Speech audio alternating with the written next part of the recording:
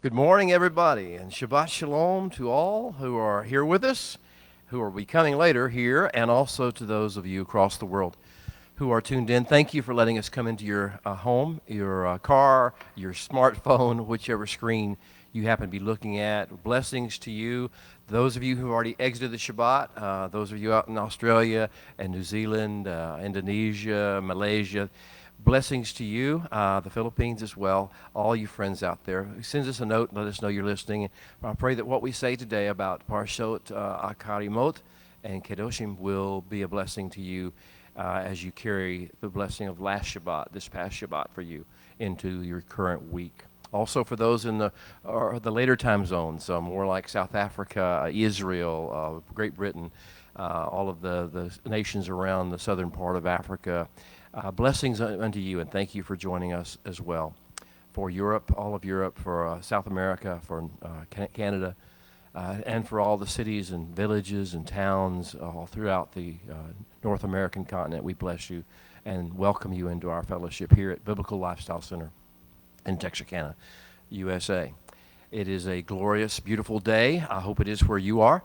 I know there are certain friends of mine who are experiencing bad weather. We're praying for their safety and for the safety of their communities. Today is a holy day. It's a day of holiness. It is a day whenever holiness begins to pursue us, overtake us, and consume us. And so here we are today to talk about that. It's my privilege, my honor to talk about these things. This is the section of Torah known as the Kedusha Discourse. When I say it's known as the Kedusha Discourse, I guess I don't know of anyone else who called it that. After a number of years of studying the Torah, teaching the Torah, I begin to see how things fit together and how things piece together. And the pieces that fit together show that this particular section of divine speech is the longest section of divine speech anywhere in the Bible. Matter of fact, anywhere in Holy Writ of any nation. This Kedusha Discourse, this section that began the day that Nadav and Abihu died in Leviticus chapter 9, that day of the inauguration of the tabernacle, this discourse, this singular series of speeches, of declarations, of injunctions, of encouragements, of exhortations, from the very voice and the throne of heaven, has continued and will keep continuing for weeks now. And so we are sort of in the middle of it. We are at the center of gravity of the Kedusha Discourse. This is the Holy of Holies of the Torah. We are right here at the Holy of Holies of the Torah. So I hope you're ready for that. I hope you've braced up yourself, you've girded up your loins, you've cleansed yourself of the negativity and the processes of anger and offense and worry and anxiety and jealousy, envy, rage, all the things that the world has tried to lay upon you the past few days and the last few weeks, for that matter, the last few decades. That you've been able to distance yourself from that, separate yourself from that a little bit. And that today, as we step into this Holy of Holies realm, that it will just flow over you, pulse into you, that your spirit will awaken, arise, and that your flesh will respond to that spirit and not to the spirit of this age or this world. So we are in the Kedusha Discourse, and I have given it another name, which I believe would be more probably in line with what Yeshua would say to us. This is the weightier matters discourse. This part of Torah, particularly this section, Acharei and Kedoshim, provide the weightier matters of Torah. Torah, the weightier matters. The weight that all Torah has weight. All Torah has the glory of the Holy One upon it, and that's all glory is weight. It's that weight that sets upon you, that works within you, that weight that you notice, that weight that is totally, you can't ignore it, that weight and that glory. And so all of Torah, every word that he speaks, every message, every narrative, every story that he puts into his narrative, every aspect of that, even the sin narratives, each one carries the glory of the Holy One. But this is the weightier matters. This is where the epicenter of the deep, heavy train of the robe of the Creator of the universe falls upon mankind and falls upon the earth. And so here we are, this very wonderful, heavy stage where it's like we're getting into the very heart of what God wants for his people, what God intended with creation in the first place, what he sees and what he envisions as far as how his people will interact with creation, with each other, with their families, with their nations, with their world, and how they will impact that story. So welcome to the Weightier Matters download in the Kedusha Discourse. This is where the creator of the universe gets most specific. He's talking. It's not Moses talking. It's not Moshe. It's not it's not Ezra. It's not some scribe talking to you. This is the creator of the universe's eternal messages to you.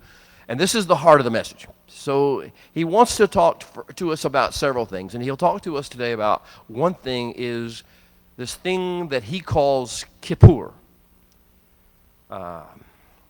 We have reduced it to a theological principle. We call it atonement. We define it at one-ment. We define it all sorts of different ways in theological context because we play with the idea in our pseudo-intellect. We play with it in our theory. We play with it as an abstract concept. It's not abstract at all to the Holy One. This is the essential message of God to mankind. The creator of the man says, I will do something for you, for your species, for your world, that you cannot control, that you cannot stop, that you cannot fathom. And that is this thing called Kippur. And so he's going to talk to us about the day, Yom Kippur, the day of his doing this marvelous thing, and what his role is it, and what his assigned priest role in that process is, but also what our role, what every human being's role is in that process.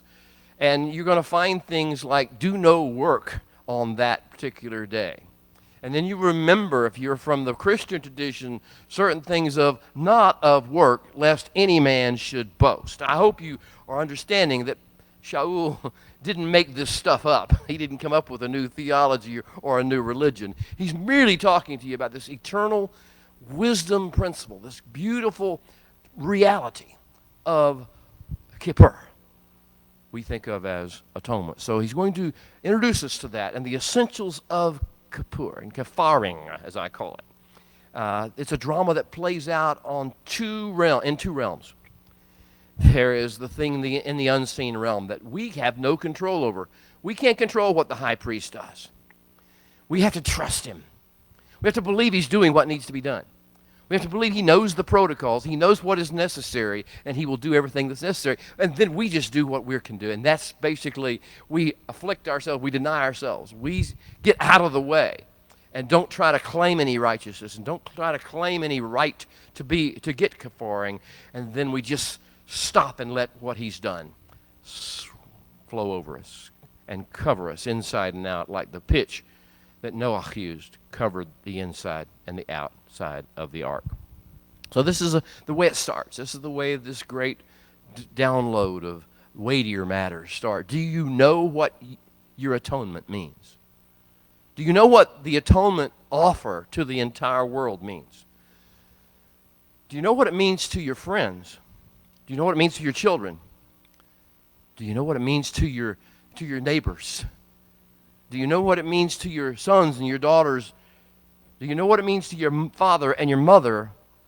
Do you know what it means to your adversaries? Do you know what it means to the strangers or the foreigners who live amongst you? If you do not get the kafar, if you do not get the Kippur download, you will not be able to do the things that the rest of the portion is going to talk about. And the rest of the portion is going to introduce the most stunning truths of spiritual life that you will ever experience. I have tried to redefine it in words that you can understand. Because when he says things that we read in English like, love your neighbor as yourself, which is this week's download. That's the center point of the download of the entire week. Love your neighbor as yourself. You need to look at the context in which he says that. And the different instructions, the build-up and the cool-down that he lists in regard to what this loving your neighbor is. So I define this as the series on the download of heaven on neighbor love, brother love, father and mother love, poor man love, rich man love, working man love, the man love, creation love, created order love, all the world love. Now, these factors, this is what we are called to. This is where holiness lies. This is where holiness of heaven, this is why holiness is not a theory or an abstract concept, nor like atonement. Holiness is the energy of the Holy One, the Creator's own persona, that releases neighbor love, brother love, father love, mother love, old man love, new man love, working man love, the man love, rich man love, poor man love, deaf man love, blind man love, into our beings and enables us to overcome the opposite of neighbor love and brother love. And I won't go through the list again, will I? You're getting the picture. This is what we're called to. This is who you are. This is why we're here. So he's going to introduce these processes to us. The inspiring, empowering form of holiness. You want to know what holiness is? It's neighbor love, brother and sister love. It's father love, it's daughter love, it's mother love, it's neighbor love. Yeshua will introduce one last aspect, one higher level. Yeshua will come and he will take the Torah and he will say, let's go to one more level. And that one more level that he takes us to is enemy love. The seeds of it were sown in the Torah and in the prophets and the writings. But Yeshua will take us to say, okay, add to everything else you've got, all your neighbor love, all your brother love, all your father love, your mother love, all of your rich man love, your poor man love. All of these loves, add one more love. Add enemy love. And to the extent you add enemy love, you go from the best that the B'nai Yisrael can offer to the Messianic kingdom itself. Adversary love, enemy love is that process. Well, we're getting ahead of ourselves. Let's get back into it. The radical love protocols of Torah. That's why I call this chapter 19 of Torah, which will be of Leviticus, which we'll read. I call it the love chapter. I know we've got that name designated for a chapter in the Brit Hadashah. We have chapter 13 of 1 Corinthians designated as the love chapter, but that chapter came out of this chapter. That chapter was based and born in this chapter. Chapter 19 of Leviticus is the source material for 1 Corinthians chapter 13. Okay, now there will be a sandwich. The holiness factor and the love factor of God, the love calling of the people of God, is so serious that he has to package it by showing you the antithesis. It's like a sandwich, you know. If you want to get to the tomato and the cheese and the pastrami in the middle, you got to go through the bread on the outside. Well, the bread on the outside, he's going to give you a sandwich. He says the Holy One's going to download the bread before he downloads the pastrami and the cheese and the tomato and the mayonnaise. We're going to get that. And then we're going to have another piece of bread. He's going to exit process before we get through this sandwich. And so in chapters 18 of Leviticus and chapters 20 of Leviticus, we're going to have the bread. And it's pretty shocking, the stuff he's going to talk about. He says, I'm going to tell you what love is, but you need to know what love isn't. You need to know what love is not. And you need to know what the antithesis, the opposite of love, does to humanity. And it'll do to you. It'll do it to you. It'll do it to your family. It'll do it to your children. It'll do it to your husband, your wife. It'll do it to your mother, your father. It'll do it to your neighbor. If you let the opposite of love, the antithesis of the love that I've talked to you about in chapter 19, you're going to see it play its way out in very dark and depressing ways, and you're going to have to learn as a community and as a people to deal with it, not out of vengeance, not out of vindictiveness, not out of judgment, cruelty, not out of hypocritical double standards that you apply, and you get mad at people and have outrage against people. You're going to have to deal with it on a cultural, systemic basis to be able to be the vessel of cleansing, of purification. It's a fascinating lead in here. We are called to have a significant impact on the world. You are, we are, I am. It's sometimes overwhelming. And if it's not overwhelming, we ain't getting it. If it's not humbling, we aren't getting it at all. We are called to have such an impact upon our world that it should cause us to drive us into his arm, basically. Drive us to his throne. Drive us into the courts of heaven. Drive us into his presence, into the light of his countenance. And if it doesn't do that, if it's quit doing that, then we're off in religion somewhere. We're off in some sort of theology. We're off in some sort of a practical aspect of we're now have something, and we don't. It's when we realize what we don't have, that's when we get driven into the kingdom of heaven and to his throne. So we are called to be this special blessing upon the earth, this special, and not specially privileged, specially responsible, especially gifted, especially laid forth to be able to help other people. We are the great nation that he promised to Abraham. The seed of Abraham was going to be a great nation. I will make of you a great nation, a goy gadol. Well, hello. Hi there. Because this is our calling. This is our purpose, to be that goy gadol, that great nation that he promised to Abraham upon the earth. And that carries a level of glory, but it carries a level of responsibility and accountability and impact that we have to be aware of. We are realm travelers. We travel between realms, or we should be. If we quit traveling between realms, we die. We die inside. If we quit traveling into the heavenlies, if we quit trafficking in courtiership of the king's courts, if we quit doing that, then what do we become? We become obsessed with the things that are happening on the earth. Boy, politics drives us nuts. Ideology, religion. When we get upset about what people do, we fret over evildoers. That's what. Whenever you don't traffic in the heavenly realms, you don't traffic in the things of the heavenly realm. You don't traffic in Kippur. When you quit trafficking in Kippur, you get mean. You get critical, judgmental, cynical. You get angry. You get frustrated. You get anxious. You get worried. You get selfish. But when you traffic in the heavenly, when we are able to go into the heavenly realms, you know, Paul said we are seated we have a chair, a recliner. It's not really, I don't know what we got. We have some kind of a seat there with Messiah in these heavenly realms. We should be trafficking there. How long has it been? When were you there last? When did you sit there?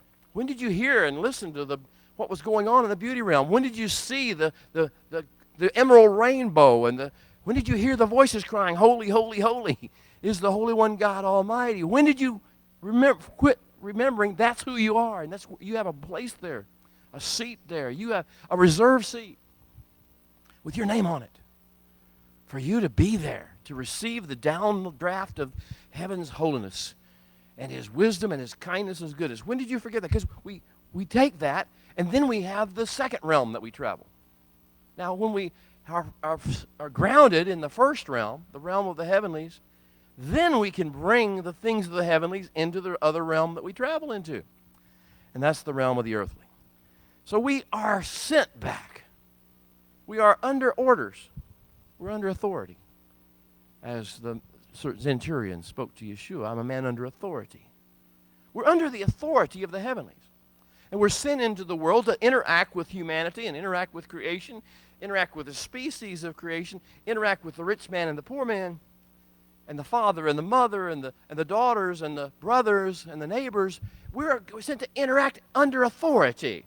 We're not sent to do this on our own with what we think's right, what we think's moral, what we think's fair, what we think's just. We're sent back under authority and under orders from the Holy One.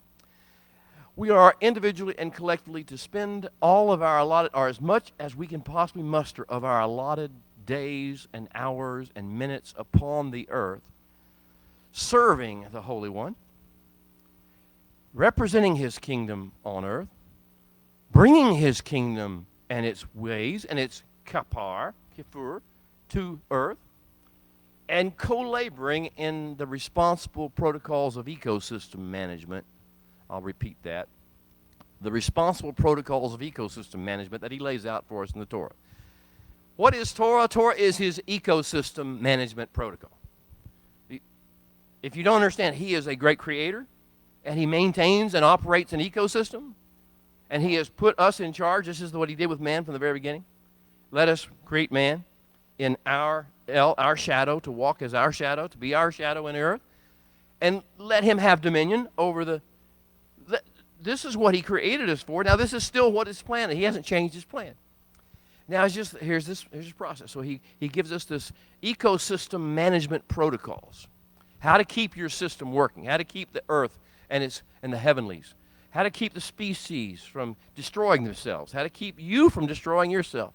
How to keep cleansing, purifying the earth from the things that it does wrong.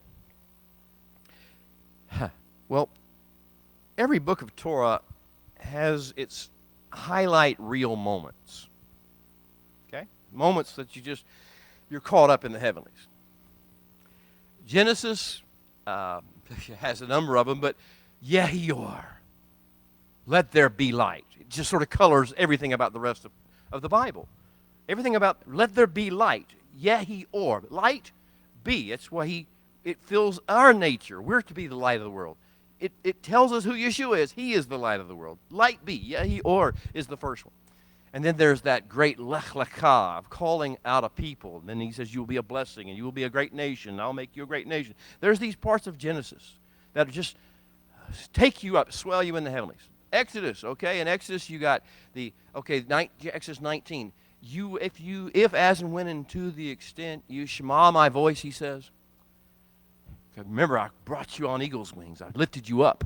And I brought you on eagle's wings. I brought you to myself. If, as, and when, and to the extent you shema my voice, and you treasure my covenant, then here's what's going to happen. You will become my Am Segilah, my special treasure possession among the peoples. And you will become my Mamlechet Kohanim. You will be my kingdom of priests. And you will become my Goy Kedosh. You will be my holy nation that pulses and exudes holiness into the world. That should cause you to rise up and soar into the heavenlies. And then also toward the end, the Kavod Adonai. Hold on. Always remember it in English, but not necessarily in Hebrew. Kavod Adonai Maleh et HaMishkan. Yes. And the Holy One's glory filled the dwelling place. I hope He's filling you right now. I hope his Mishkan, his tabernacle of dwelling. This is his calling, right? He wants to fill Maleh. He wants to Maleh you, to not just have you know him and know things about him, know theology about him. He wants to be all up in you and all up in your business. So there's the famous question about, okay, when you does the Holy One, does the Holy Spirit, does the Holy One fill you, or do you get in you, or do you get in him? What is this immersion process? It's like, take a sponge. If you take a sponge and you put it in the water, is the water in the sponge, or is the sponge in the water? Yes. Yes. Is the Holy One in you, or are you in the Holy? Yes. As you soak, is he becoming more and more, filling you more and more, every fiber of your being? Yes. Is he changing the way you think? Yes. Is he changing the way you talk? Oh, yes. Does he talk in the way you behave, the way you interact with one another? Yes. Are you getting more like him? Yes. This is the way the immersion process works, the holiness works. Well, that's this whole idea of when he comes in his fullness. But midbar, we're going to have Tivarecha. You are to bless. You are the blessed. This is from number 6. You are the blessed. And then from then later on, Ma Tovu, the voice of the pagan, Ma Tovu, Ohaleka. How lovely, how beautiful are your tents. Oh, my people, how beautiful, how lovely are your tents. Wait a minute, my tent's supposed to be beautiful. That means my house, my bedroom, my kitchen. That means my yard. That means everything about where I dwell. He's in me. My tent should be the most beautiful place in my neighborhood. Wow, ma tovu ohalecha. Okay, well, and then we get into Devarim, and we get words like Shema Yisrael, and all that flows after Shema, Hear O Israel. And then we get into the end of the book, and the climax of the entire Torah comes in Becharta Ha'im. Becharta Ha'im. Choose life. Choose the lives, the multiple lives, the superlative lives. Choose that. That's what his message is. Well, that's the messages of the other 4 books of Torah. The other 4 books of Torah have their own special highlight reels. We are in the highlight reel of Leviticus this week. And here is the highlight reel in Hebrew, Kedoshim Tiheyu. Kedoshim Tiheyu. Kedoshim Tiheyu. You are to be, become, maintain, remain holy. Holy ones. Ones flowing in holiness. This is your calling. This is who you are. Tiyehu, or Kedoshim, Tiyehu. And then he's going to have the neighbor love, the brother love protocols take place. Okay. So let's kind of step back from all that. Just for a minute. Let's converse, and obviously, since we're doing this teaching right now, we're going to have things to converse about in the second session after the cameras go off and after we leave you friends from other parts of the world. But here's the question that's going to be on the table. If this is our calling, if this is the message that he tries to bring us to, then how, if at all, does our faith, our emunah, how does the covenant under which we choose to live impact us, those around us, and the world? How does our faith, our emunah, how does the covenant under which we choose to live impact us, those around us, and the world in which we live? How does it affect our family and our family life? How does it affect our other relationships in the marketplace and the street and the world and the electronic marketplace of social media and email and texting? How does it affect our interaction with the culture of our world? How does it impact the nation? How does it impact a generation? How will our generation be changed by the fact that we are here, that we have seats in the heavenly places, that we traffic between the realms and bring the heavenly things to earth? How will our generation be changed? And how will creation be cleansed or toxified by what we do? These are the questions that will be on your table to think about and meditate on and consider as we get ready to go from this session to the next session. So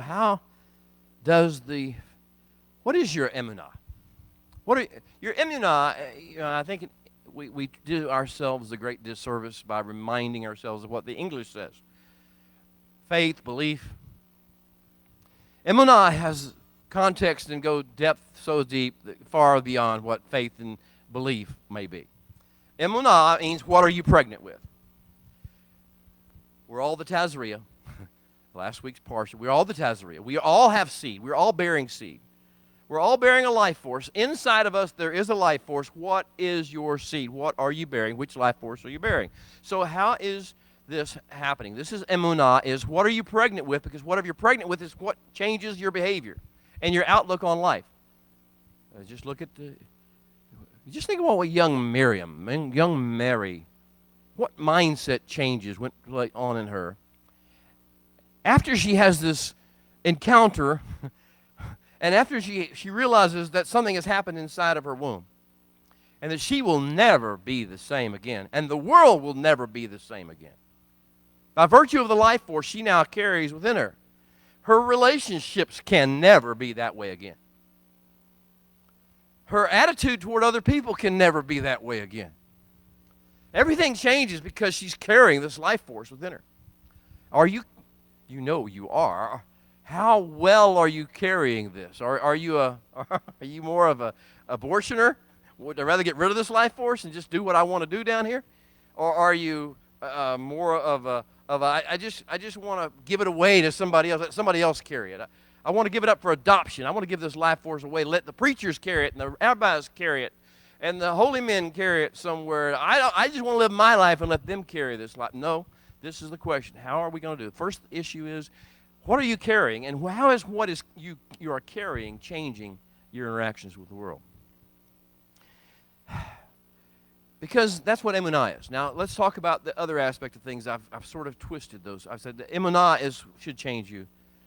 And the other thing that I've equated with that is the covenant you have chosen to live your life on. The covenant you have chosen to live your life on. Humanity cannot exist. We do not breathe without covenant. The creator of the universe designed the planet so we have to live in one or the other, one of two covenants. We only have two choices. We will either live in the Abrahamic covenant with all of its promises and all of its blessings and all its responsibilities, or we will live in the Noahic covenant. I don't have time to unpack the Noahic covenant for you, but just remember certain things about Noahic covenant. I know you all remember the rainbow and the sign of the clouds. That's the good part of the covenant. But remember the blood part of the covenant. Remember that if you take a life, your life will be taken part. Remember the death part of the covenant. You either live under the covenant of life or the covenant of death. The covenant of life is the Abrahamic covenant. The covenant of death is the Noahic covenant. Responsibility, unkippured responsibility is the Noahic covenant. Unkippured responsibility and accountability is the Noahic covenant. Unkippured responsibility is the Noahic. Which covenant do you choose to live under? All right, so this is question one. Now, how does it affect your life? Which covenant you live under? What you're born with, what you're carrying, what you're birthing, what your life force is within you. First thing is life's meaning and purpose. What is your vision of what life's meaning and purpose is? Why do you think you're alive? Why do you think you're here? What is the purpose of your life? What's it all about? You know, Kohelet will come to the end of his life, and he'll go through all the possibilities of what your life could have been for and about. And he's going to come back and he said, remember your creator the days of your youth. Before all the bad stuff begins to happen to you, you get old and you get cranky and you lose your teeth, you lose your power. Forget all that and what? He said, keep the commandments.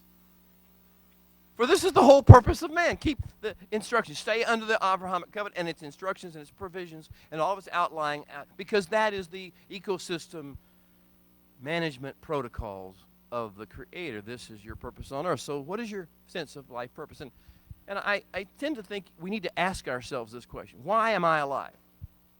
I mean, I've been with many people, and you have to, who are closing in on death.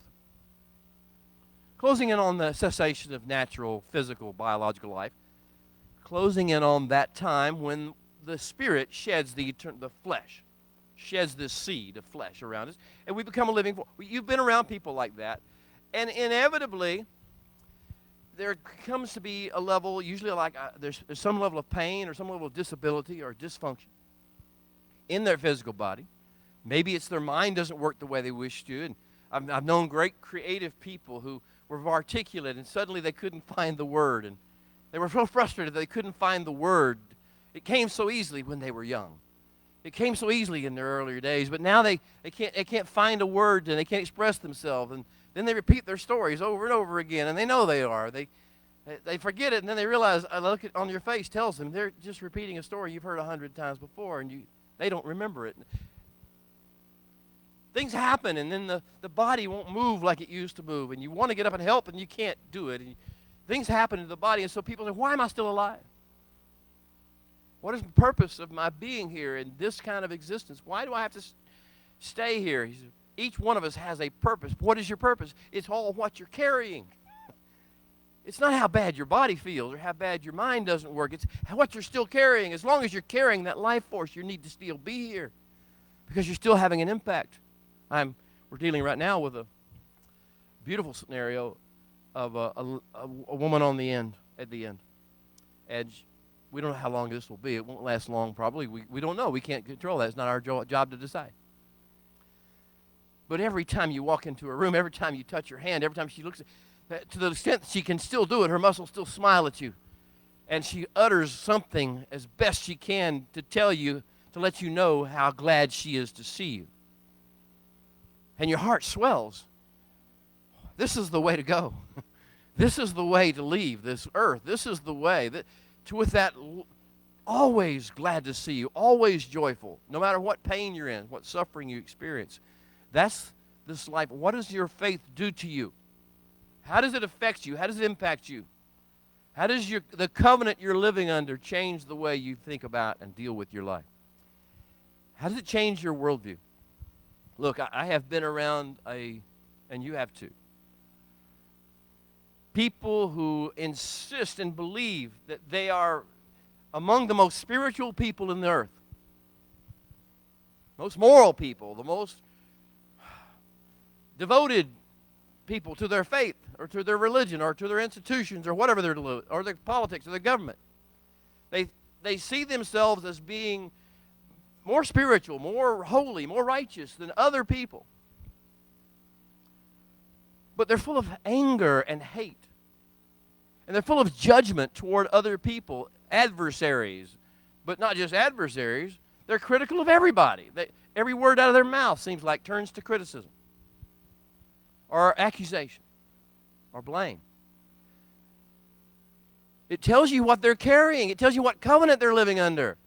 Listen to it. Listen to yourself. This tells you what covenant and what faith you're living under. Are you speaking neighbor love? Are you speaking rich man love, poor man love, deaf man love, blind man love? Are you? Because that's whatever you speak out of your mouth is what comes out of your heart. Worldview. Do you have a sense of mission as to why you're here? I mean, we talk about purpose. We talk about the reason you're still here, but do you sense that you're part of a greater mission? You're part of something bigger than yourself. This is what the faith issue, the emunah, begins. The life force tells you you're part of something grand, a grand redemptive plan. I'll speak it again because I hadn't said it in the last few weeks. The creator of the universe has a grand plan for the redemption of mankind as a species, bloodline by bloodline, and for the restoration of creation to its original intended state of beauty, fruitfulness, and shalom. Now, you're part of that plan. Every moment you live has the ability to impact positively or negatively that plan. So do you have that sense of worldview and sense of mission in life? Next issue is, what is determining your moods?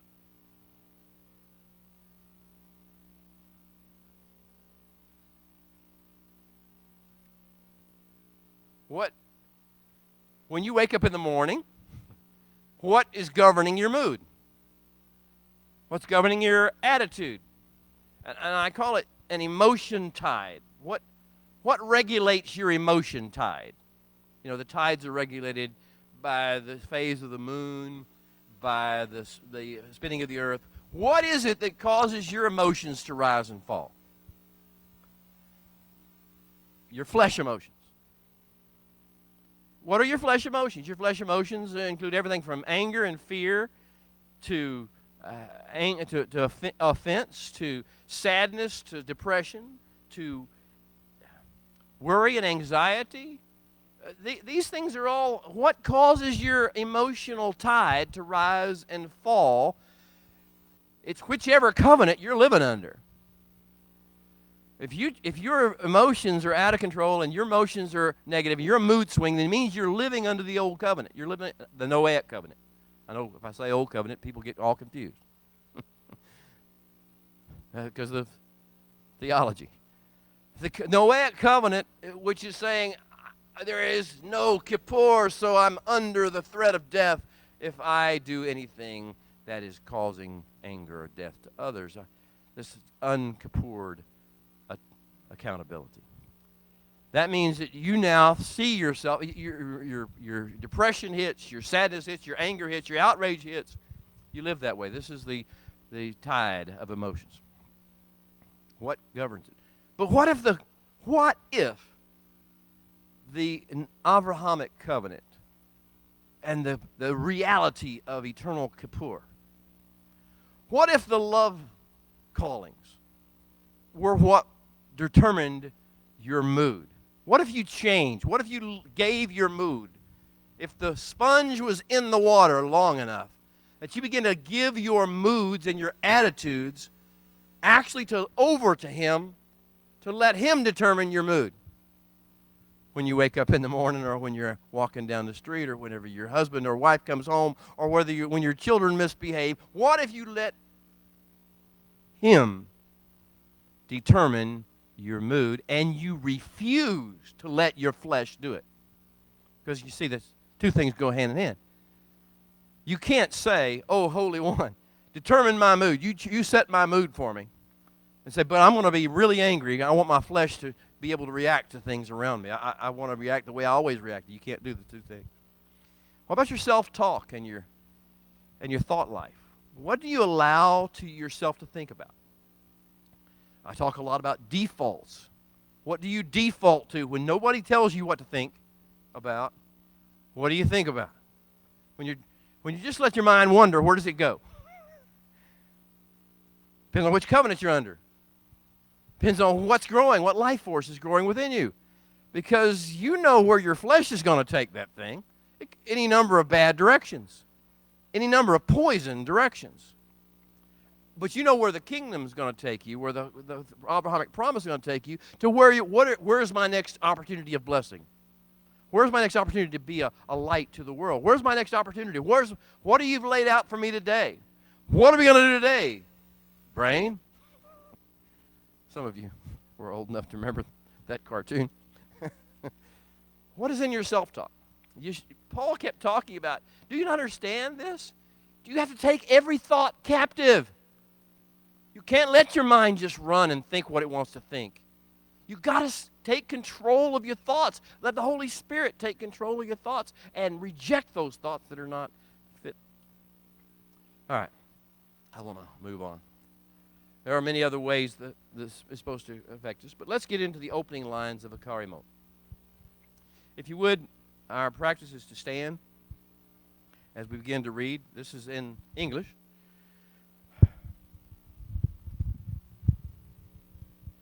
Before we read the section I'm going to read, I always use the blessing of the house, and those of you who know it, I encourage you to speak it with me under your breath or about loud. I don't care how loud you say it.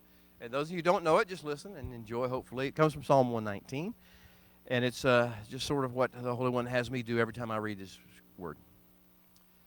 Open our eyes, O Holy One, that we may see wondrous things in your Torah. For we are but strangers in the earth.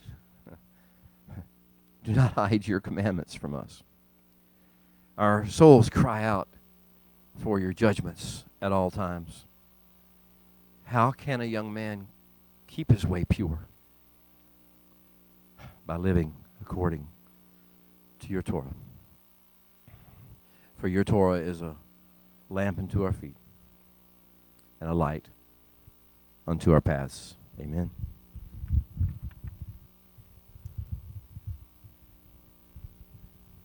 Beginning with Leviticus chapter 16, verse 1, and the Holy One spoke to Moshe after the death of the two sons of Aharon, when they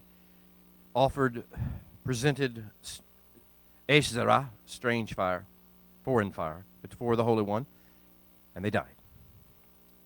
And the Holy One said to Moshe, tell Aaron, your brother, not to come in just any time into the holy place inside the veil, before the mercy seat, which is on the ark, lest he die. For I will appear in the cloud above the mercy seat. And this is how Aaron shall come unto the holy place, with the blood of a young bull as a sin offering, and the ram as a burnt offering. And he will put the holy linen tunic and the linen trousers on his body, and he will be girded with a linen sash, and with linen turban will he be attired. And these are the garments of holiness.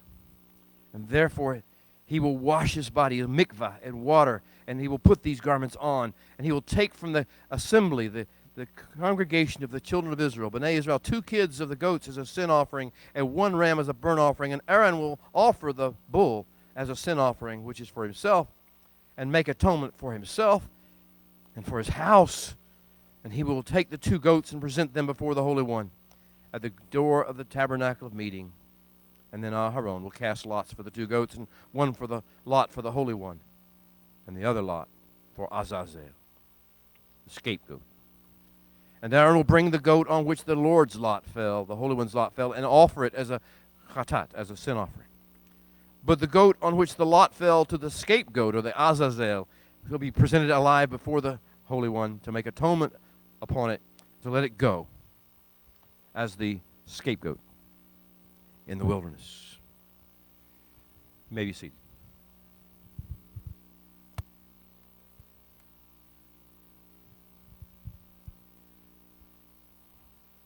Oy vey.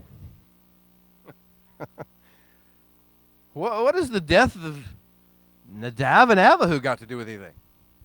What does death have to do with anything? After the death of Nadav and Abihu, the Holy One spoke to Moshe, saying, "Speak to Aaron." After the death of Nadav and Abihu, the death of Nadav and Abihu, particularly the death of Nadav and Abihu. Well, we remember, right, from Leviticus chapter 9? This happened. I mean, the fire fell from heaven. The inauguration of the Mishkan, the first day of Nisan, in the year after the Exodus, first day of Aviv, after the day of the year of the Exodus, the tabernacle's in place.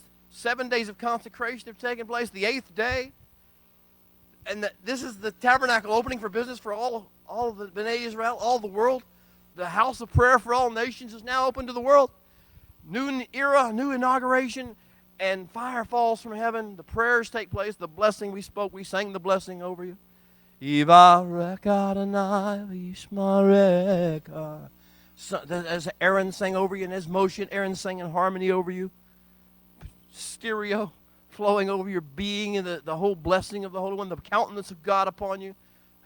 Oh, the shalom of the Holy One engulfing you, rising. This happened, and then the fire, the heaven responded by sending the fire.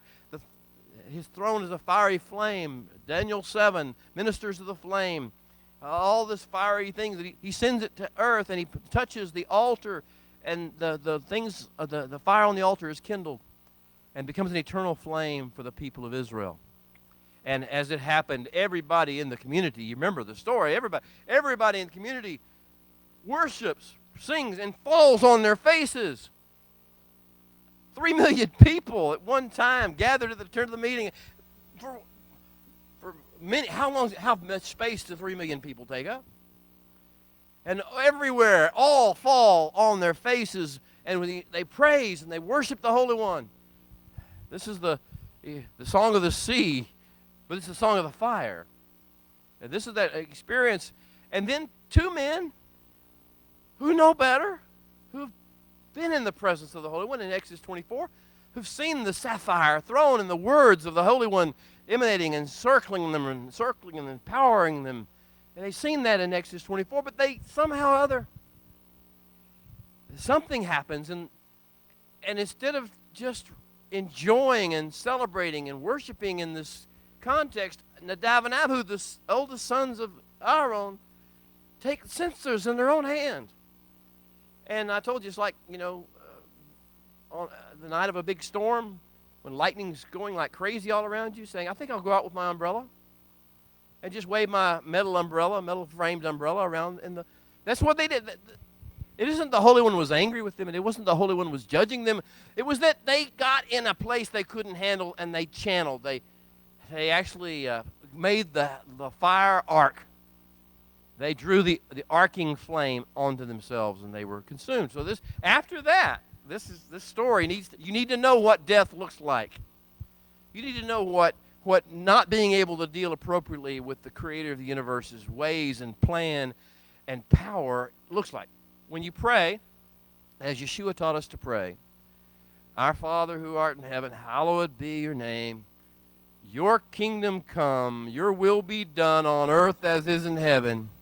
Be careful, be careful, be careful what you're praying for, because how that works its way out will either be a Nadab and Abihu moment, or it will be a all fall and worship and praise the Holy One from your faces moment. Your conduct will determine that fact.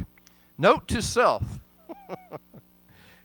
Note to self, whoever or whenever heaven touches earth, either something very, very good is going to happen, or something very, very frightening is going to happen. And self, our behavior will determine which one of the two it shall be. Not somebody else's behavior, our behavior. Whenever we're in this realm of responsibility. And so, what is the death of Acharei mode? If you don't understand the consequences for yourself and for others and for your world of walking in the Holy One's ways, doing things His way, letting His energy be what it is. If you don't understand that, then you will not take seriously His instructions and His commands. And then you'll look around for somebody to blame for what went wrong.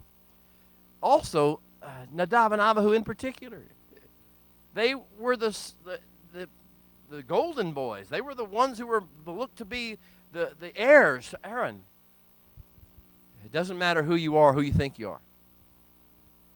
It doesn't matter what you've got, what your resume has on it. It matters what his resume has on it. Now, here's the scenario. His resume, the Creator's resume, has certain things on it. In case you've forgotten, his resume has the flood on it. His resume has Sodom and Gomorrah on it.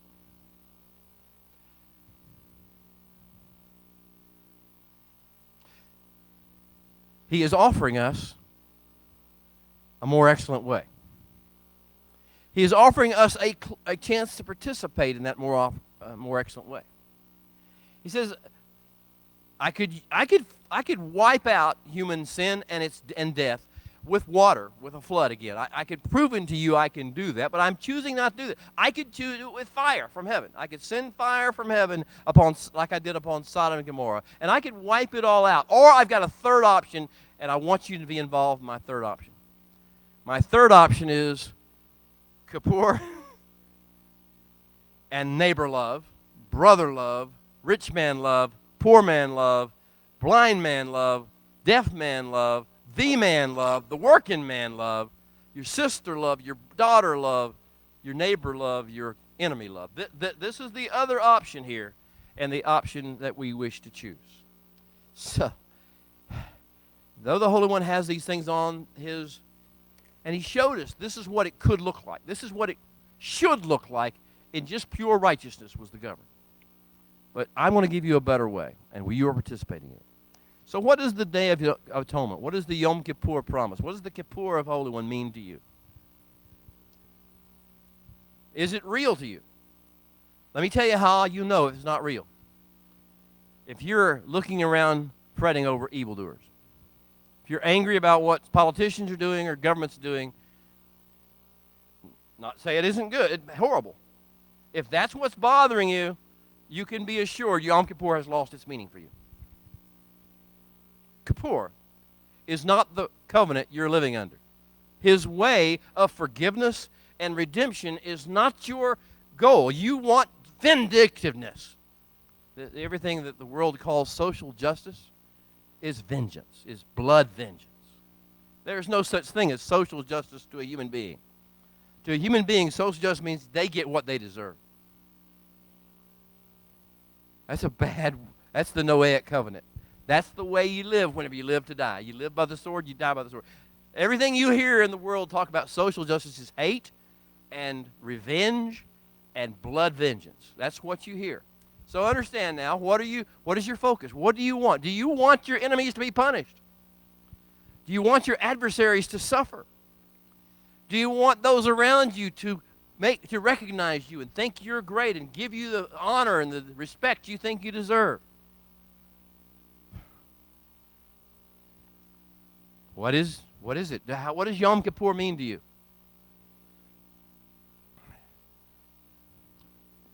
What does it mean to your children? I mean, we teach our children lots of things. We're all a lot of us are homeschoolers here. We can teach them math, we can teach them science, and we can teach them art, we can teach them Bible, we can teach them Torah, but do we teach them Kippur? Do we model it for them? Do we demonstrate what Kippur looks like? Do we demonstrate the idea that someone has done this thing for us, to cover all mankind to the extent they're willing to take it? And our job is merely to get out of the way and let it happen and trust him to make it take place. Do we teach our children? Do we model to them Kippur? How about to our spheres of influence in the world, our marketplace people? Are we all caught up in criticism and judgmental and competition? And what are we into? What about our place in the grand redemptive plan? What does atonement mean? What does Kippur mean? Well, there's much about the day of atonement. I won't go through it because we don't have time. You can do it on your own. There are two things being discussed. And one of them is what's being done by the high priest in the unseen realm. We'll never see this. We never see the high priest take a mikvah and put on his clothes, put on his linen garments. We just got to trust he's doing it. This isn't even a pilgrimage festival. We're not even in Jerusalem. We're in our homes. We got to trust somebody's doing this. The heavenly realms. That this is mirroring something that's happening in the heavenly realms. That Hebrews 7. Hebrews 7 is taking place somewhere. It's already taking place. It will always taking place. It is eternal because there is no time in the heavenly realm. It's take place before the foundation of the world. It takes place after the Messianic kingdom concludes and the Olam Haba begins. This is the reality. And it is mirrored on earth from time to time by the high priest. And we can't see it. We can't verify it. We have to trust it. Just believe he's doing what he needs to do. And then there's the second part. What about us? So towards the end, I think in verse 21 and following, or 26 and following, somewhere in that process in this passage, it says, now you, every one of you, when this great day, when you recognize and commemorate this great day of the Kippur, you can't love until you know this. You'll never be able to love effectively until you understand Kippur. Now, when you do this, how you do this? You afflict yourself. You deny yourself. We fast. We do that on the day. But fasting is just a way of doing what it tells us to do. To afflict, to deny ourselves, to put ourselves on the back burner and our agendas and our mindsets and our ideas and our desires and our appetites. And put that on the back burner and say, okay, this is so important. This is Nadab and Abihu important. This is flood important. This is Sodom and Gomorrah important. So I'm going to stop what I'm doing and let you do and trust you to do these things. And I'm not going to do anywhere. I'm not going to say that I'm part of this plan. I'm responsible for my teaching, my knowledge, my information, my holiness is somehow responsible for this. No, it's the creator of the universe. That's what it's all about. So these two things happen on Yom Kippur. First verse of Kedoshim, second part. Speak to the witness throng of Bnei Israel and say to them, Kedoshim Tiheyu. Kedoshim Tiheyu. Just wow. Wow. Just wow. Kedoshim Tiheyu ki kadosh ani Adonai Elohechem. Wow. Be holy, become holy, remain holy, exude holiness as the Holy One. I, the Holy One, your God, am holy.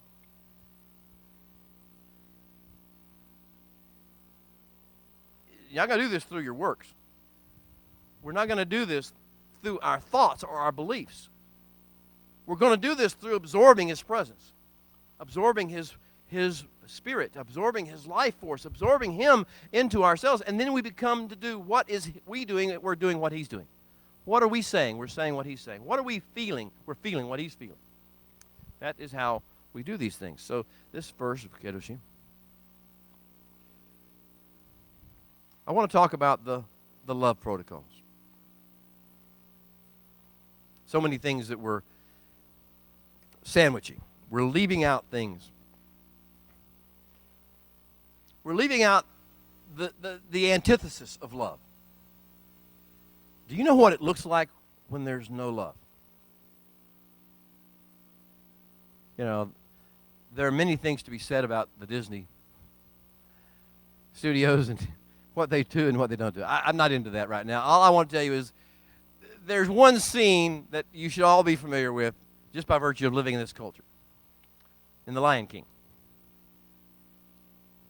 When Scar has killed Mufasa.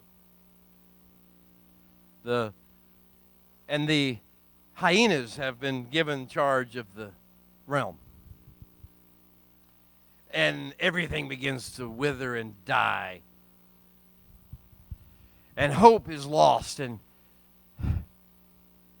that's what it means when love is gone.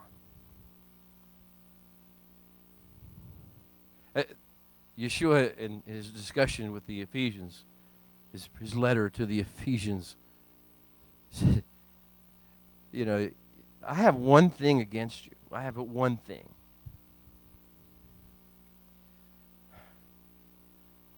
You're losing your ability to flow in love. You've lost it. You've got all sorts of stuff you do, but you don't flow it in love, and your world dries up and dies. So this issue of love, just picture in your head, if you want to read from chapter 18 and 20 of Leviticus, after the session is over today, you can find out for yourself what it looks like when love dies. But you can perhaps know it in yourself. How does your marriage change when your love dies? What kind of damage do you do when your love dies? How about you with children? When children for his parents. Now, there's nothing more beautiful in my mind, because I'm now a parent and a grandparent. I have been loved. I've been loved by children, by my sons and by my daughters. I have been looked at as being Bata. I'm their hope. I'm their provider. I'm their protector. I'm their friend. I've been looked at by my children with love. Admired, honored, respected. I've seen other parts of it, but when that happens, what happens to me? What do I feel? I'm energized. I'm empowered. I want to do better. I want to do more. This is the energizing, synergizing power of love. That's just children to parents. It's one of the reasons he's going to tell us about what you do with your parents as part of the love chapter. If you don't know how to take care of your parents, if you don't know how to love your parents, no matter what they do, no matter how they hurt you, if you can't respect them and revere them, then you won't be able to love your neighbor. You won't be able to flow in the love protocols. You'll be a dried up prune, and you will damage your relationship. So this issue of I've seen it with my grandchildren. I mean, hey, look, you guys know me, and you know my personality, you know my flaws and whatever. I'm not my grandchildren. My grandchildren, I'm the closest thing to God they know. That's a responsibility to carry. That's an honor, but it's a responsibility to carry. I don't get to tell my opinion. I don't need to have an opinion. I don't need to have an attitude about what's going on. I don't need to be afraid of evildoers in the world. I don't need to fret over what the government's saying and do it. I need to be the closest thing to God they'll ever see in their lives when they're at this age. This is what it means to know, to have love. And the opposite of love means that they have no guide. They have no North Star. They have no center of gravity. They just wander, looking for love in all the wrong places because you didn't have it in you. This issue of the importance of love, the importance of having a life centered upon love, and your holiness has to be centered upon love. So that's why it works its way out in every way you can imagine. Every kind of, what do they call it now? Antisocial behavior. Every kind of addiction, every kind of seduction, every kind of attachment and traction of the world. You want to know why your children and your grandchildren and your neighbors are attracted to the fleshly things of this world?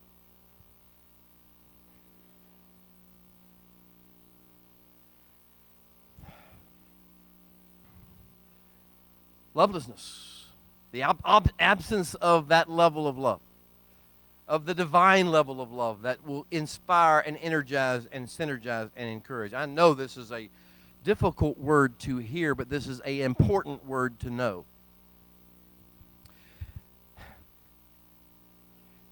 That's what happens with lovelessness. Let's talk about love.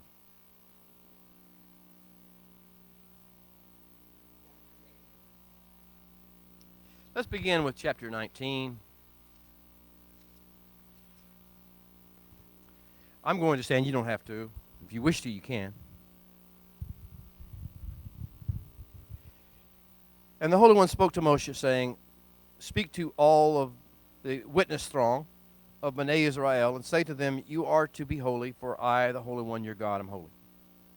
And every one of you is to revere his mother and his father, and keep my Sabbaths. I am the Holy One, your God. Don't turn to idols. Don't turn your face to vanities," is the proper translation. "Nor make for yourself God molds," making gods in your own image. I am the Holy One, your God. And if you present a shalom, a fatted calf, peace offering to the Holy One, you are to offer it of your own free will. And it is to be eaten the same day you offer it, and on the next day, and if any remains the third day, it's to be burned in the fire. And if it is eaten on the third day, it's an abomination. It should not be accepted. And therefore, everyone who eats it shall bear its iniquity, because he has profaned and hallowed the presentation to the Holy One, and that person shall be cut off from his people. Now, when you reap the harvest of your land, you are not wholly to reap the corners of your field, nor are you to go back and gather the gleanings from the harvest. And you're not to glean your vineyard. And you're not to gather every grape that falls in your vineyard. You are to leave them for the poor and for the stranger. I am the Holy One, your God. And you're not to steal. And you're not to present false testimony. And you're not to lie to one another. And you're not to swear by my name with any deception. Nor are you to profane my name, the name of your God. I am the Holy One. And you're not to cheat your neighbor, nor rob from him. And the wages of those who you hire are not even to remain with you all night. You're to pay them on time. Not let them remain all night till morning. You are not to curse the deaf. You're not to put a stumbling block in front of the blind. You are to fear your God. I am the Holy One. You are to do no injustice in judgment. In Hebrew, it says you're to always judge favorably.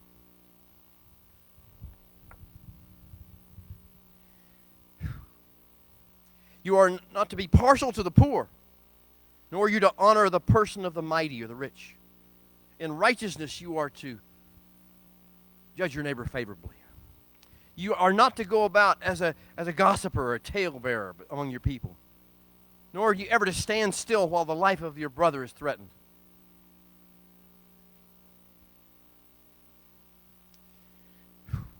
You are not to hate your brother in your heart.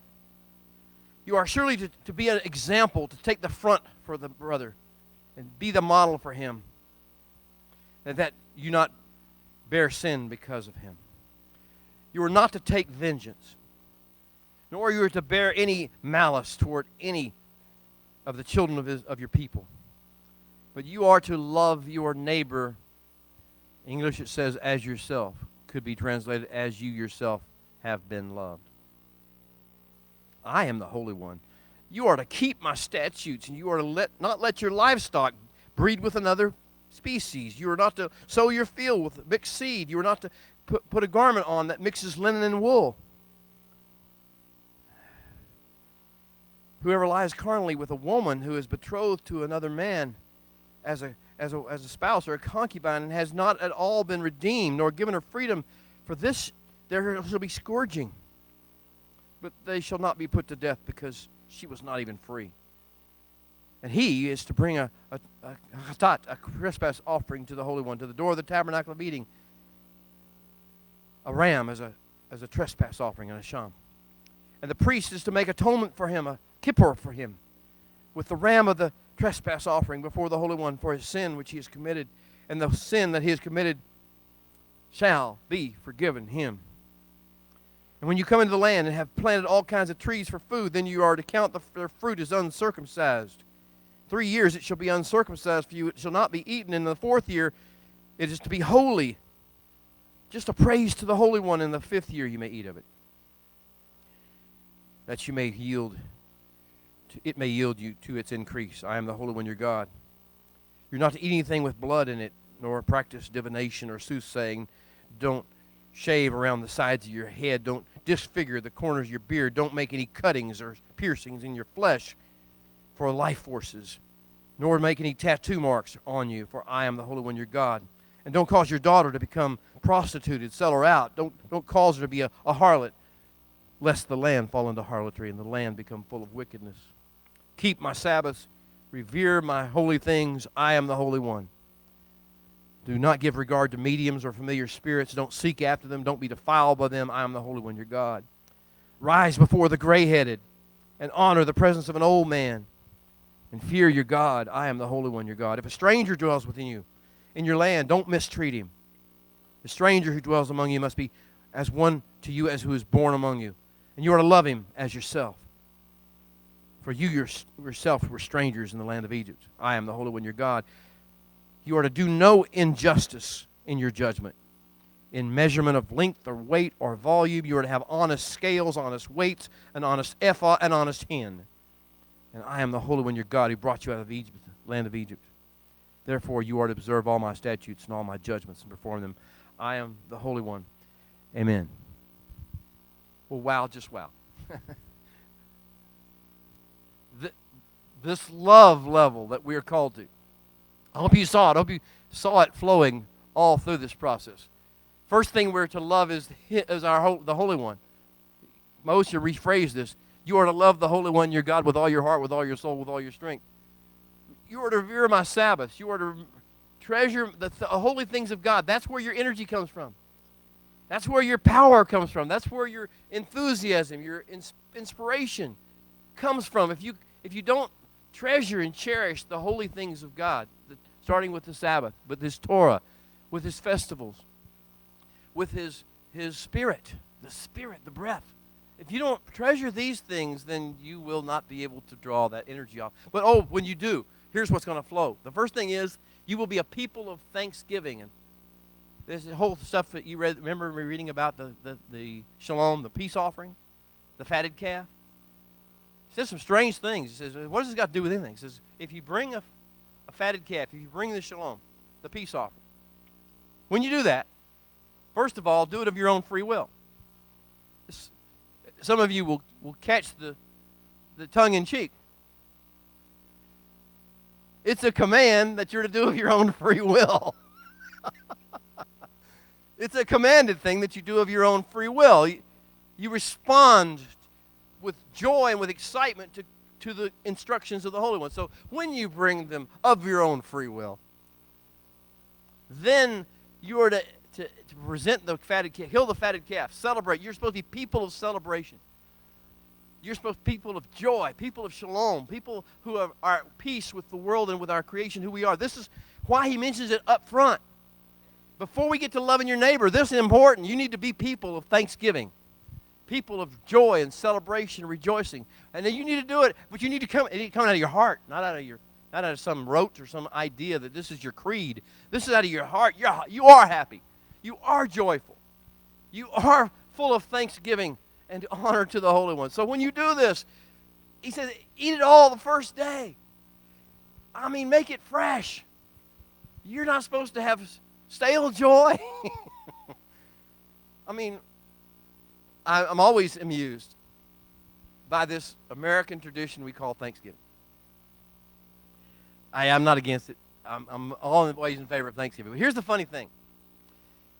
Most families, they feel like they're supposed to do something special on this Thanksgiving. So they turn to somebody and they say, what are you thankful for? and I watch it. And the mind starts to race. Well, I don't know. I got to come up with something here. I'm hoping I'm the third or fifth or 12th on the line of people they're asking what you're thankful for, because I got to maybe go back 20 years for something I'm thankful for, right? I got to make it up in my head, something I'm thankful for, because I'm not really a thankful person. Thankfulness is not part of my daily activity. Thankfulness is not part of who I am. Gratitude, joy, hope. I got to fake it till I make it. Because it's just one day out of the year we're trying to manufacture something up, and we call it Thanksgiving when Holy One says, no, that's not the way this works. That is not the way this works, folks. This works because you found Kippur and you are thankful. Yeshua's parable, who loves much? Tell me who loves much. Those who have been forgiven much. That's where you find the love. You get the energy for the love out of what you receive in the forgiveness. So here we are. If you're going to be my people, if you're going to be holy people, then you need to understand you are a thankful people. Watch what's coming out of your mouth, because it's telling you whether you're thankful or whether you're angry, whether you're offended, whether you're worried, whether you're stressed. Watch what's coming out of your self-talk. Watch what you're thinking about, because this is the criteria. This is the litmus test as to whether you're a thankful person. He says, look, I'll give you another day. If you don't eat it all, if you don't enjoy it, celebrate with your fatted calf, with your friends and your neighbors. If you don't get it all done in one day, then you can do it again, second day. This is as stale as it can get, though. You can't let it go more than one day worth of Thanksgiving. If you do, it's an abomination. You've made it stale, Thanksgiving, and people can smell it. People can tell when you don't have anything to be thankful for. You're not thankful. People can tell when you're faking it till you make it. This is the idea of this whole instruction. It says, no, I want you to have fresh Thanksgiving, because with fresh Thanksgiving and recognition of how much you've been forgiven, now you can deal with other people. If you don't have a fresh recognition of how you've been forgiven, how you've been delivered, how you've been given a second chance or a third chance or a 26th chance, if you don't have that recognition, then loving your neighbor sounds nonsense to you. Loving a stranger sounds like craziness to you.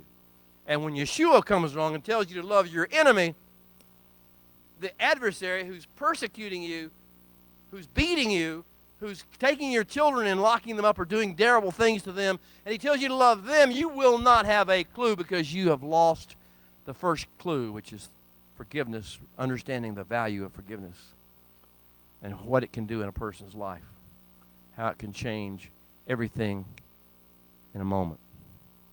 Kippur. So he's going to talk to you about this process of Thanksgiving and keeping it fresh. How fresh is your Thanksgiving today? How's your shalom? Mashlomeka. Streets of Jerusalem, You should just be shalom. But these modern Israelis go further than that. Mashlomeka, how is your shalom? Okay, I'm looking at you. I could wish you shalom, but my biggest challenge is to question of you. How is your shalom? How is it? Are you at shalom? How are you? How is Mashlomeka? Mashlomeka. How is your shalom? How's it doing? Are you ready to celebrate? Are we ready to rejoice? Are we ready to sing the praises of God? Are we ready to be really, truly joyful people? Count it all joy when you fall into diverse tribulations. We got the tribulations. Have we got the joy?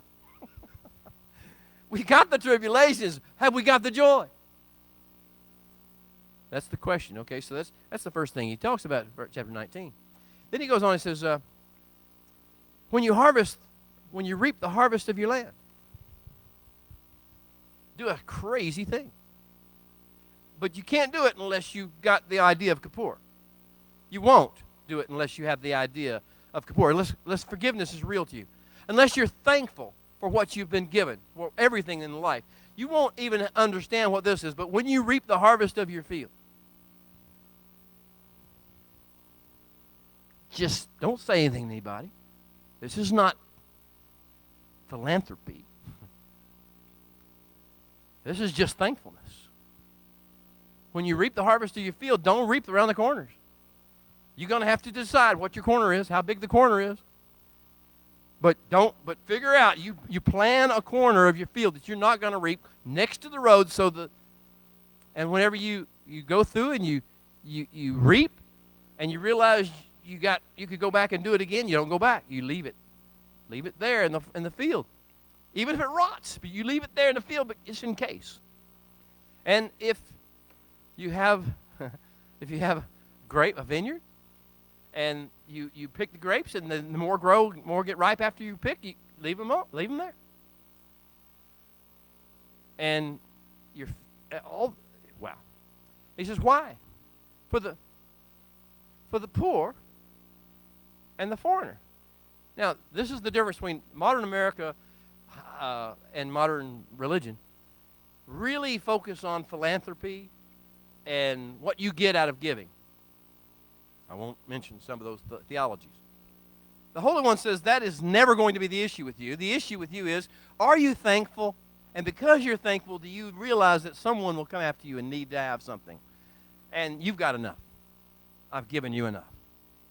And not trying to get publicity for it or get your picture in the paper for it, or, I've been in civic clubs, and I've been president of civic clubs, and I've handed the check to charities, got my picture in the paper, and that's not what this is about. That's not the kind of. He says, no, you just leave. You make sure that the poor and the foreigner are provided for. You understand this is not all about you and your life, or even your family. He says, now, you are not to deal falsely nor lie to one another. Why? Because it's moral? The Holy One never, ever mentions the word morality. Morality is an abstract concept. It's a Greek concept, morality. I know we like it. We'd rather have morality than immorality. We'd rather have justice than injustice. All these things that are abstract concepts. He's actually going to deal with that in a minute. But right now, understand, that's not what he's talking about. He says, I want you to tell the people honestly and judge them favorably and not be oppressive or cruel to them, because you're thankful for what I've done for you. And you're joyful, and you're at shalom, and you don't need to take anything from them. You don't need to pull the wool over their eyes or feel superior to them. You don't need to play country bumpkin to their city slicker. You don't need to do that stuff. Northerner, you don't need to play Southerner to their Yankee, for those of us in this part of the world. We sure fooled them. That's not what we need to do, because you see, we're joyful and we're thankful for, and now we can, because of what he's done for us, we can love other people. We can share with other people and give and be honest with other people. Well, he goes on, love your neighbor. Then he says, love the stranger. Both of them, kamocha. Kamocha. Love them kamocha. And we translate that as yourself, but modern psychology has got this weirdness going on, that you're supposed to really focus on self-love. And everything in the world is sort of determining to you as to how your level of self-love is. Hockey. Throw it in under the trash bin. That is not what makes the world go round. Self-love is the opposite of what makes the world go round. You're all focused on whether you love yourself or not. If you're thankful for what he's done, and this is why he's going to tell you things later that are going to blow your mind. Why does he care what kind of hairstyle I wear? What does it matter what I do with my beard? What does it matter whether I pierce my flesh and get a ring? And what does it matter if I put a tattoo on my body? What does he care? What does that tell the world about you? You're not happy with the way your life is, the way your body is, the way your hair is, the way your beard is. It tells the world you're not satisfied. You got to find something. You follow its ways. You're seeking something from the flesh of the world. And that's why you do all these different things to make yourself look in a certain way. And you take the body, this seed that the Creator has given you, which is not even who you are, just a seed that you put on for a short period of time. And you take what was given to you and you mark it and you change it to suit your fleshly desires, as opposed to honoring it as God gave it and saying, I'm thankful for this body. I'm thankful for it's the size of my nose and the size of my ears. I'm thankful for whatever it is, because this is the way he desired to put me, the body he gave me.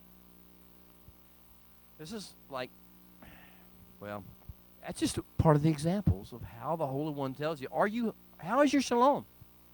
My shalom Mecca. We can tell by what you're doing to your body, how you're treating other people. This issue of one of this, you shall surely, in English, one of the worst translations I've ever seen. You shall surely rebuke your neighbor. Boy, are we good at this. We pride ourselves on that English translation and taking it and using it, as opposed to what the Hebrew really says, which is you are to actually stand in front of your neighbor. It's like the flock of geese. Anybody notice we've had a lot of ducks and geese fly by lately? You know what happens with a flock of geese or ducks? One takes the lead and bears the brunt of the wind, of the friction of the wind against it, and actually creates a draft for the others to follow. After a while, that wears them out. After a while, that one in the front is really needing to fall back, and he's overwhelmed by the pressure, and he begins to flail a little bit. He begins to not be able to push forward and loses his momentum. Drained of energy, and what happens? You ever watch it? Another one comes and takes his place right in front of it. Another one says, I'll take it. I'll take the pressure. I'll take the friction. I'll take the lead. I'll take this. And then he wears himself out, and somebody else another one comes forward to take that lead role, because he's doing it for the benefit of them all, but he's taking the lead role not to be a star. Look at me, because the flock needs that to take place. And he has been given the gifts to be able to do that. That's what it means. I will surely, quote, rebuke my neighbor. I'll be the next duck in line. I'll be the next goose in line. I'll be the one that takes the lead. I'll take the pressure. I'll let him follow me for a while. I'll let him draft off of me for a while. Not because I'm special or deserve any special attention for it, just because this is what flock does. This is what neighbors do. This is what the kingdom does. This is what the people of God do. We don't sit there and say, well, I'm going to last longer than you do because I'm more holy than you are. We just get up there, and as long as we can stay in the lead, we stay in the lead. That's the idea of taking this lead position. Look it up in the Hebrew. If you ever want to just look things up in the Hebrew, it really helps. Look it up. Look at get your Blue Letter Bible. Check through your Gesenius. Go through the root verb and see what the root verb means, and it doesn't say rebuke. When it talks about what the verb root means, it means to take the front and take the lead. Well, are you willing to do that for your brother? This is neighbor love. This is brother love. This is rich man love, poor man love, old man love, daughter love. I don't have time to go through all of these processes. He goes through every phase of life you could possibly imagine. He says, I want to show you what love looks like in that context. I want to give you an example to follow of what love looks like. Because you see, when your world is loveless, when any phase of your world, whenever any aspect of your sphere of influence is left without your love, just look at chapters 18 and 20 and you'll figure out what happens. How bad this turns out. How dark the world can get in a moment whenever you do not flow as the next goose up in this process. Okay. I think I've exhausted my time that we have to speak to the world, to you guys out in different nations. Thank you so much for joining us. We would ask you to be kind enough to drop a note. Let us know where you are, that we can pray for you. I do this every week. I go back over the video. I pray for every person who leaves their name, and I pray for the place they live if they'll leave the place they live, and the nation that they're in, because I believe we're all connected. We're all part of this great kingdom and this great love fest that he calls us to participate in. So leave your name and number and prayer request. If you have a question, if you have a comment, if you have a need, you can either do it on that there or on YouTube, or you can inbox me or email me. That would be fine as well. I'll be happy to respond to your questions. We bless you. Be the next goose up. Be the one who understands what wonderful things it is to be forgiven, to see things forgiven, and how it can change you inside. No matter how bad the situation looks on the outside, it can change you inside and change your shalom. Ma shalom. We'll see you next time.